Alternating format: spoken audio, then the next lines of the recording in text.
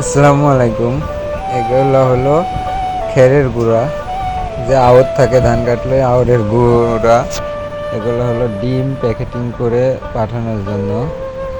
আর এগুলো হলো ভুসি।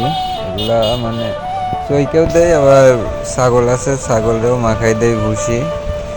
আবার কোনো ক্ষেত্রে খের গুঁড়া যদি না থাকে সেক্ষেত্রে ডিম প্যাকেট করি। এগুলো হলো কাঠের গুঁড়া ডিম প্যাকেট করার জন্য। ডিম যখন ডেলিভারি দেয় তখন এই কাঠের গুঁড়া দিয়ে দিলে ডিম ভাঙে না। আর এগুলো হলো তুষ, ধানের গুঁড়া বলে, তুষ বা ধানের গুঁড়া। এগুলা দিয়েও আপনার ডিম প্যাকেটিং করি, প্লাস চীনা হাঁস আছে, চীনা হাঁসকেও খাওয়ানো হয়। এতে খাবারের খরচ অনেক কম আসে, অনেক কম। তারপরে এটা হলো আপনার ভুট্টার গুঁড়া।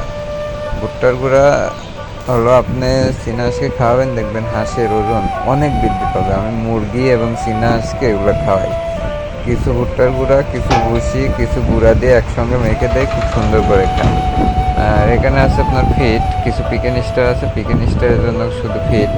আবার সই মুরগি সব কিছুকেই অল্প পরিমাণ হলেও এই আপনার এগুলা ফিড দেওয়া হয়।